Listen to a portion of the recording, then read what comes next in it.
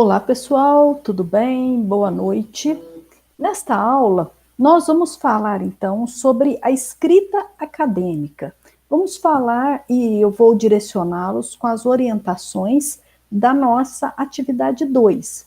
Então, como eu já tinha pontuado para vocês na aula passada, essa questão da escrita acadêmica, do projeto interdisciplinar de curso, nós estamos tomando como base as orientações já deixadas pela professora Ana Amélia para uma outra disciplina, tá? Então, estou usando aqui o material da professora Ana Amélia, uma adaptação, porque nós estamos falando do mesmo assunto que a escrita acadêmica. Pensando então no nosso cronograma, o que nós vimos aí como cronograma na aula passada? Essa primeira etapa de vocês, que vocês vão definir o tema da pesquisa e esse esboço inicial do projeto, fazendo lá a introdução, que vocês precisavam entregar aí a semana passada. Se não entregaram ainda, por favor, vamos caminhar para que isso não vá acumulando, né? Para que vocês não comecem a se atropelar aí, né? Então, nós vamos fazer agora a atividade 2, que é o referencial teórico do artigo de vocês, tá? Bom, então, para essa atividade 2, nós precisamos retomar algumas questões da normatização. Existe uma norma específica para que a gente faça uma formatação. E essa norma específica, ela está ditada para a gente na ABNT, Associação Brasileira de Normas Técnicas, que ela vai orientar aí a escrita também das revistas acadêmicas, dos eventos, e o Manual de Normas do UNES, lá no anexo que fala das regras gerais de apresentação, de um projeto de pesquisa, o anexo A e o anexo B, que ele está fazendo uma leitura, um recorte dessa parte que a gente precisa da ABNT. Então, lá na parte de citações e referências. Então, sobre a formatação geral, vocês vão seguir o modelo que eu já deixei para vocês. Então, vocês vão voltar na atividade 1 para poder preencher as partes, as segundas partes aí da nossa atividade 2. As margens, como é que tem que ser as margens? Superior, inferior, esquerda, direita. A fonte de todo o trabalho, New Romans 12, somente as citações, que citações diretas com mais de 3 linhas, é espaçamento simples, fonte 10, né? O espaçamento de todo o texto é 1,5, as citações diretas com mais de 3 linhas é espaçamento simples. Então, o modelo já está pronto para que vocês não percam tempo com essa formatação. Então, se vocês escreverem no modelo que já está postado na atividade 1, vocês não vão ter esse problema, tá? Muita atenção para a questão de plágio. Todo o texto do seu trabalho, o texto final, tem que ser de sua autoria. Todo o texto tem que ser seu, ou da dupla que você estiver trabalhando aí. Tudo que você trouxer de outro autor, a passagem de textos de outros autores, elas podem vir compor o seu texto, é claro, mas tem que ser destacado na forma de citação direta ou indireta. Lembram disso? Nós vimos isso em metodologia, lá no comecinho do curso, né? Se você já veio de uma outra graduação, se você foi dispensado disso, certamente você passou pela questão de citação e referência numa disciplina de escrita acadêmica. Então, o que são as citações? Você tem as citações indiretas, que você lê um trecho de algum artigo e reescreve esse trecho com suas palavras, mas mantendo a ideia do autor. Então, aqui são 2 exemplos para a gente fazer citação indireta. Então, olha, segundo Soares, 2009, numa sociedade em que se divide em classes, ou seja, esse texto não está escrito desta forma nessa obra de Soares, 2009. Eu li, escrevi com as minhas próprias palavras. Já aqui nós temos uma citação direta, com menos de 3 linhas. Veja que ela é separada aqui, ó. Eu abro aspas, chego aqui, fecho aspas, menos de 3 linhas. Ou seja, lá na obra de Charlot, 2005, na página 76 dessa obra, eu tenho exatamente o texto conforme está escrito aqui. Então, isso é uma citação direta. Se você copiar de algum lugar, tem que colocar como citação. Aqui é uma outra forma de citar quando o texto tem mais de 3 linhas. Aí você recua 4 centímetros da margem, deixa o texto com fonte 10, espaçamento simples e não usa aspas, tá?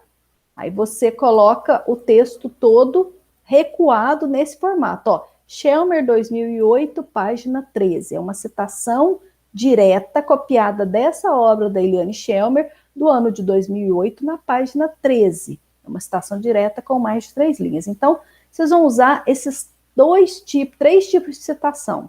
Direta, aqui indireta, direta com menos de 3 linhas, direta com mais de 3 linhas, tá?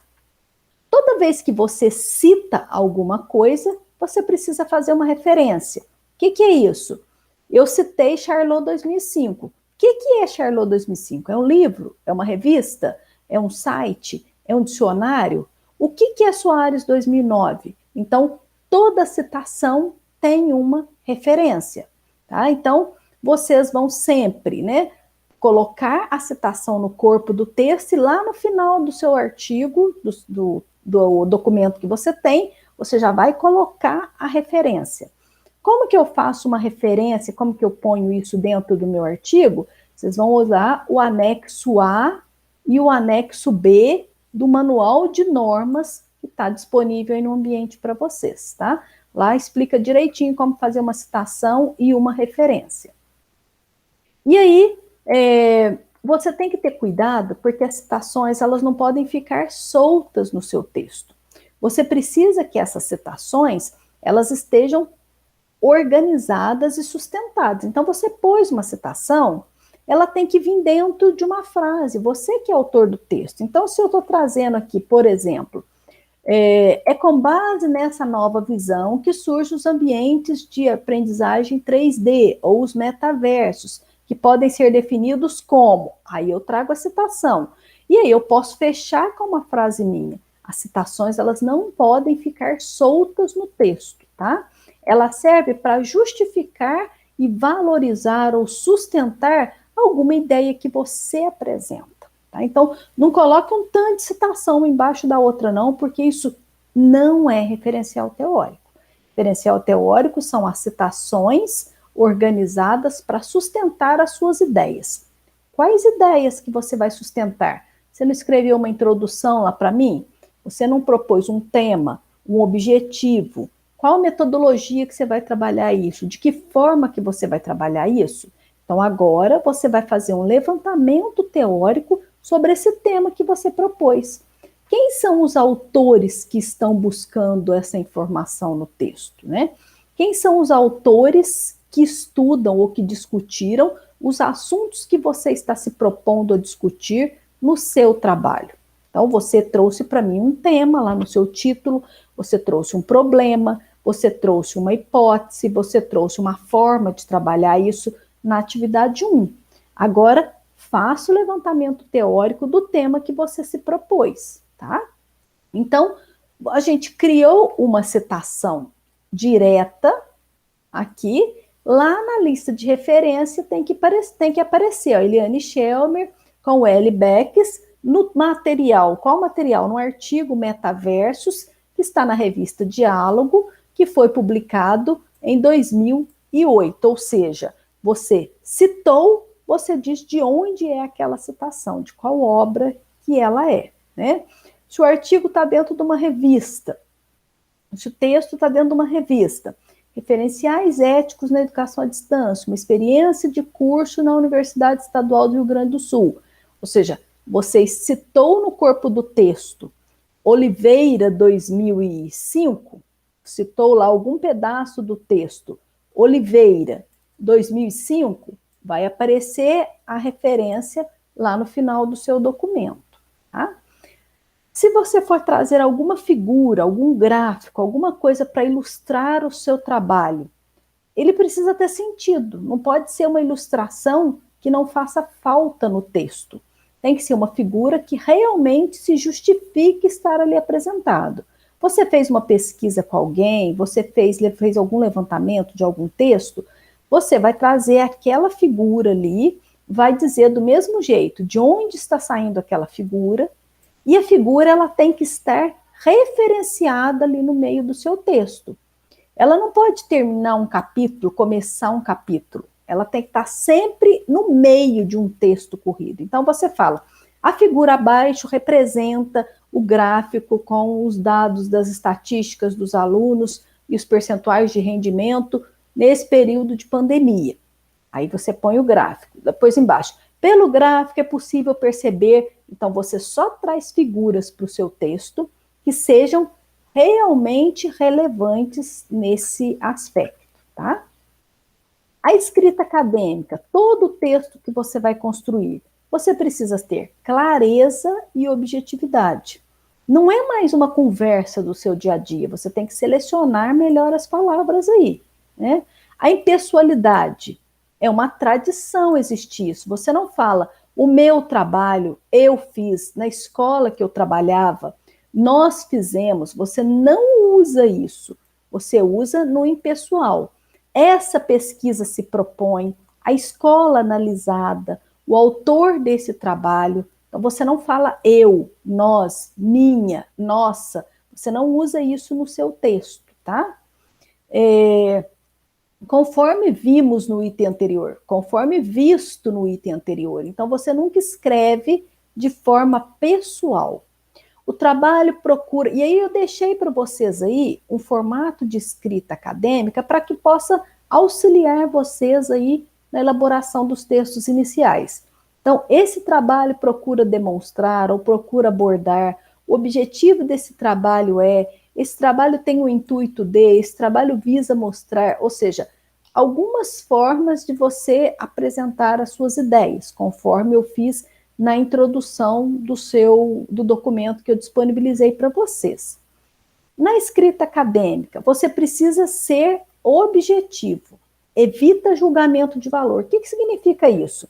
A escola A é melhor que a escola B. É melhor por quê? Porque você acha que é? Não é isso. Aqui não conta a sua opinião.